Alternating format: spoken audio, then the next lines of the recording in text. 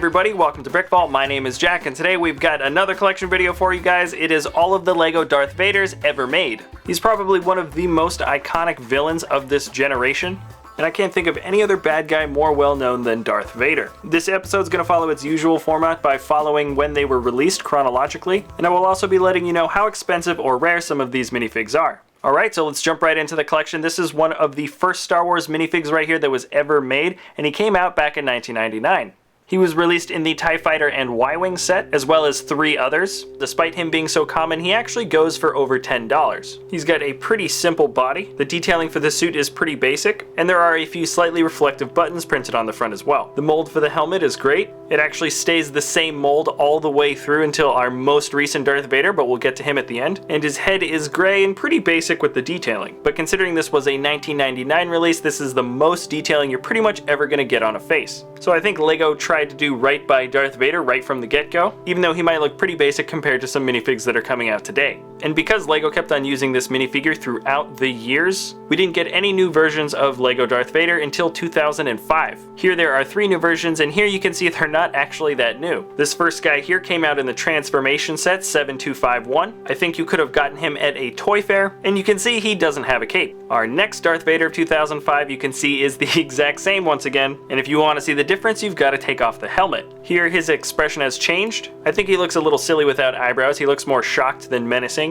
And they also added some more wounds to his face, even a little bit of red printing to show some blood. And this minifig isn't actually too cheap. He's at least $10, but you might be paying closer to $15 if you get him on BrickLink. He came out in 2 sets, Imperial Inspection and Imperial Star Destroyer, but he is nothing compared to this next guy. He once again looks generally the same as the rest, but his head, legs, and lightsaber are not detachable, and that's because he's a light-up minifig. He came out in the TIE Fighter set 7263, and I believe he was also released in a polybag at the Nuremberg Toy Fair. And of course, the main attraction of this guy is his light-up saber. A very cool feature that LEGO added to 5 minifigs in total this year, but they only did it for 2005, and it doesn't look like they're going to be doing it ever again. And because this minifig has a few more technical parts, and he was only really released in 1 set, his price comes out to a minimum of $20, but you'd probably have to pay a little bit more to get him in good condition. So far, the body of Darth Vader has remained the same throughout the years, but when we move on up to 2008, we get a couple of new versions, and they look pretty good. Here is our battle damaged Darth Vader. He is from the set Rogue Shadow 7672. He's got a gray arm and leg to show, I guess, the color of his skin. The detailing on his body is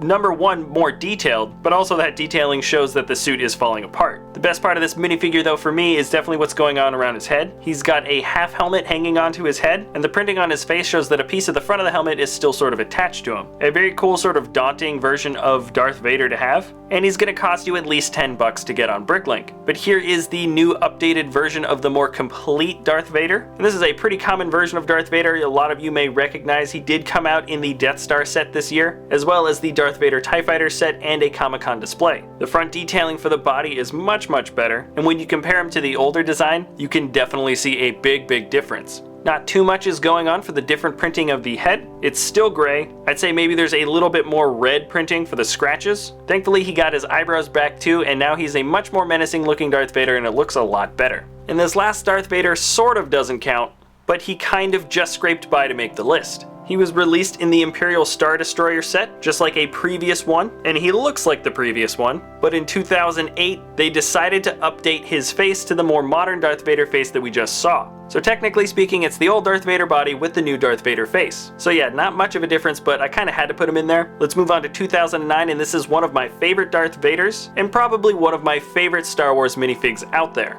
This here is Chrome Darth Vader. He was released as part of a 10-year anniversary of LEGO Star Wars, and he came out as a promo. You could find him in polybags that were distributed throughout Star Wars sets, and I believe he was also given out at a toy fair in Denmark. And he looks very good in chrome. Honestly, what minifigure doesn't? The detailing on the body and face aren't any different from what we saw in 2008, and the only other notable difference about him, aside from the fact that he's chrome, is that he now has a metallic hilt for his lightsaber instead of a gray or chrome one. I know LEGO is phasing out chrome hilts for the most part by this year, but if they gave this Darth Vader one, I probably would have forgiven them. The price of this guy varies, but I would say getting him in good condition is a minimum of $100, and getting him brand new inside the polybag still could cost you $200 or more. Very awesome minifig, so glad to have him in the collection. And unfortunately, there is no proper way to segue between one of the coolest minifigs in our collection to one of the least cool ones. In 2010, we got yet another duplicate of the original Darth Vader body. Nothing different about this guy, he came in a watch set, and the only reason why I put him in here is because he was released with a solid black head, and that's it.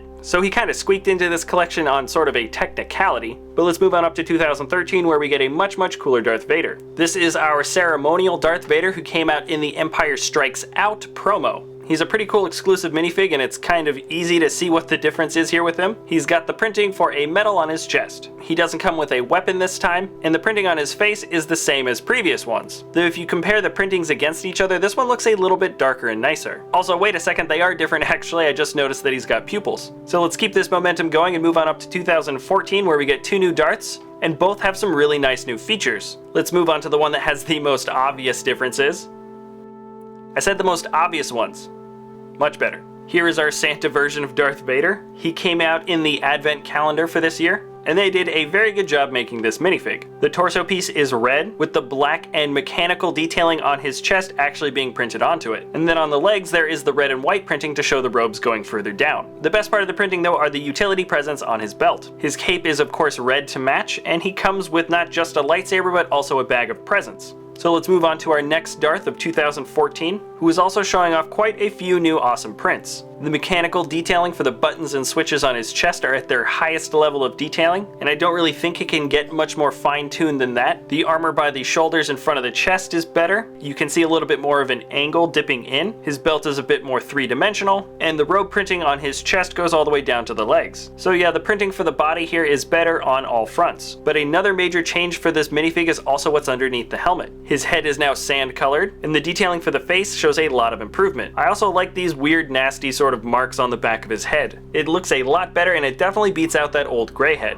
He came out in the set Imperial Star Destroyer 75055, and getting him on BrickLink will probably cost you more than $10. So Darth Vader went through quite a few good improvements throughout the last few years, but when we move on to our very last one of the collection that came out in 2015, this minifigure does actually showcase the best improvements of all. At first glance, he almost looks exactly the same as our previous Darth Vader. When you show them side by side, you'll definitely notice the first difference, and that is of course that Darth Vader's helmet is much bigger. Some might argue that the old helmet might look aesthetically better, and that can be argued, but when you look at the functionality of this helmet, you can see why it is so much cooler. It actually comes apart in two pieces, and it breaks away in a somewhat similar fashion to how Darth Vader's helmet actually comes apart in the movies, at least the front part. Remember, this Darth Vader came out in the Death Star Final Duel set, so this is actually the scene when his helmet does come apart when he's talking with Luke, and I think it's great that the designers went through the trouble to add this little detail. Also, the head is now white with some discoloration under the eyes, and Darth Vader looks a bit kind now, and this is by far the best detailing we've had for Darth Vader's face. He actually looks somewhat recognizable now. He didn't come out that long ago, so it's hard to make an accurate assumption as to how much this minifig is going to really cost, but I can tell you that he's going for around $15 right now on BrickLink.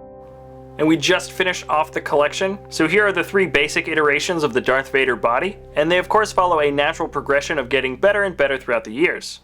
Here are all of the Darth Vaders together again. I did notice that his back never had printing, and this is of course because he pretty much always came with a cape, and I think I have to make a special minifig stand just for this guy. When you see him in our standard black one, it blends in way too well and it doesn't do this collection any justice.